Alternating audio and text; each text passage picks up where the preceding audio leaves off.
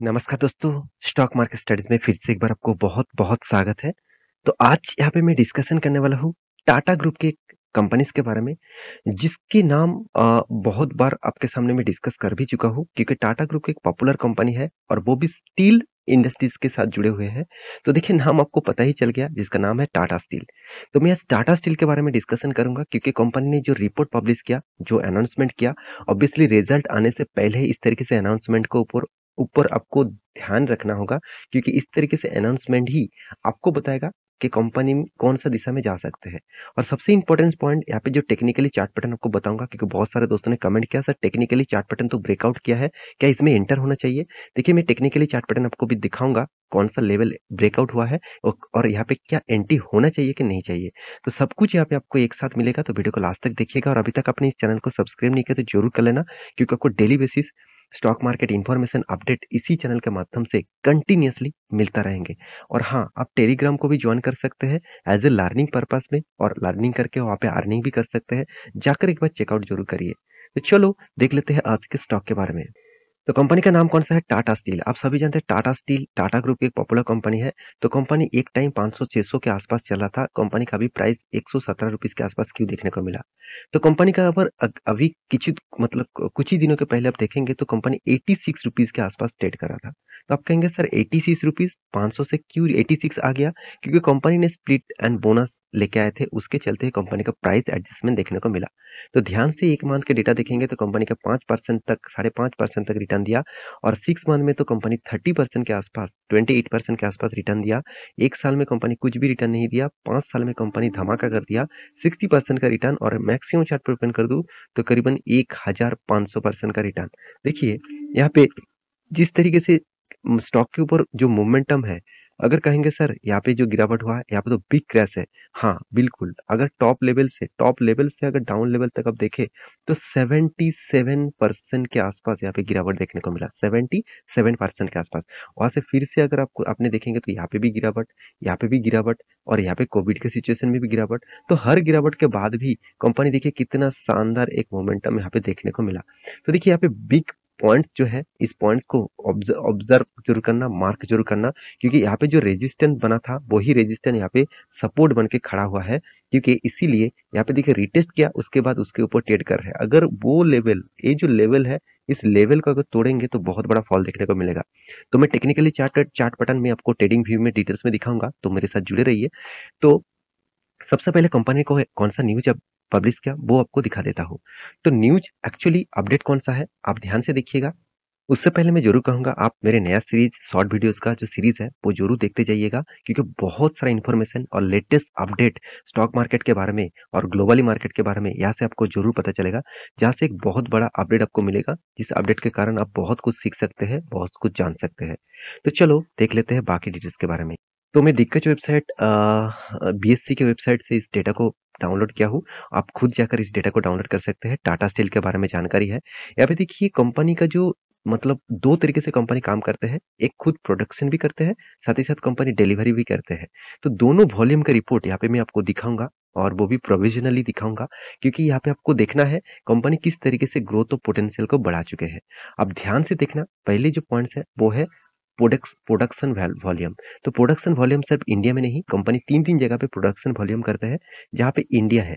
India में देखिए आपको देखिए Q3 का यहाँ पे डिटेल्स दिया गया है फाइनेंशियल ईयर का प्रोविजनली। तो अब देखेंगे तो 5% के आसपास यहाँ पे ग्रोथ हुआ। पिछले बार कितना था? पिछले बार कंपनी के क्वार्टर 2 का जो था 4.80 था और पिछले सालों में क्या था? पिछले सालों में था 4.81। इसका मतलब साल को भी बीट किया और यहाँ पे क्वार्टर को भी बीट किया। मगर एक पॉइंट्स आप यहाँ पे नोटिस करना, यूरोप कंट्रीज में किस तरीके से हर परफॉर्मेंस हुआ 2.25, पिछले बार था 2.40, मतलब पिछले क्वार्टर में अच्छा था, पिछले साल में तो और भी अच्छा था 2.57। अब पहले मैं बता चुका हूँ ग्लोबली मार्केट में बहुत ज्यादा दिक्कत चला है इंडियन कंपनीज को लेकर। हर कोई कंपनी को देखेंगे तो ग्लोबली मार्केट में डाउन डाउन देखने को मिलेगा, वो ऑटो सेक्टर हो, मेटल सेक्टर हो, आईटी सेक्टर हो, कुछ भी हो, हर सेक्टर में डाउनफॉल देखने को मिलेगा ग्लोबली मार्केट में। क्योंकि देखिए ग्लोबली मार्केट में यूएस में, यूके में, साथ ही साथ यूरोप कंट्री में, जर्मनी में, जापान में, हर जगह पे देखा देखा जाए तो रिसेशंस और इन्फ्लेशन के कारण बहुत ज़्यादा प्रेशर में है ग्लोबल इकोनॉमिक्स के क्राइसिस के कारण। तो उस बेसिस में देखा जाए तो ओवरऑल यहाँ पे जो जो यूरोप के कंट्री है, थाईलैंड भी है, देख सकते हैं थाईलैंड में कितना 0.27 था। तो 0.27 ऑब्वियसली यहाँ पे मिलियन टन में फिगर दिया गया है। तो ये जो फिगर है मिलियन टन में, पिछली बार कितना था 0.30 था, पिछले सालों में तो और भी ज़्यादा था 0.32 था। इसका मतलब फाइनेंशियली जो रिपोर्ट है मतलब क्वार्टरली जो रिपोर्ट है उस रिपोर्ट के हिसाब से पहले एक अंदाजा दे चुके हैं कि कंपनी का जो मतलब प्रोडक्शन है वो प्रोडक्शन इस बार इंडिया ने ही अच्छा किया, बाकी 2 कंट्रीज ने अच्छा नहीं किया। अगर इसका डिलीवरी वॉल्यूम देखा जाए तो कंपनी का इंडिया में 4.73 देखने को मिला डिलीवरी का डेटा, और पिछले बार था 4.91 और पिछले साल में था 4.42। तो डिलीवरी वॉल्यूम कंपनी का इस बार इंडिया का कम हो चुके हैं। और टाटा स्टील का यूरोप के मार्केट में देखा जाए तो 1.96 है, पिछले बार 1.87 था, पिछले सालों में 2.16 था। मतलब पिछले साल में बहुत ज़्यादा डिलीवरी हुआ था यूरोप कंट्रीज में, मगर इस बार करीबन देखा जाए तो बहुत कम डिलीवरी देखने को मिला है। तो थाईलैंड में आप देखेंगे तो 0.29% के आसपास, तो 0.29% के आसपास डिलीवरी इस बार हुआ, पिछले क्वार्टर में 0.30 के आसपास था, पिछले साल में 0.32 के आसपास था। इसका मतलब डिलीवरी का जो परसेंटेज है कुछ इस तरीके से चेंजिंग आपको देखने को मिला है, जो चेंजिंग ऑब्वियसली कंपनीज के लिए एक बहुत बड़ा इशूज बन चुके हैं। तो उस इशूज के कारण स्टॉक के ऊपर थोड़ा सा तो प्रेशर यहाँ पे देखने को मिला। देखिए यहाँ पे जो पिछले दिनों का जो रिपोर्ट है उस तेजी के पीछे एक ही कारण है, इंडिया में ग्रोथ हुआ इसीलिए ग्रोथ हुआ। अगर 5 दिन का डेटा देखेंगे, देखिए पहले ही एक नेगेटिविटी देखने को मिला।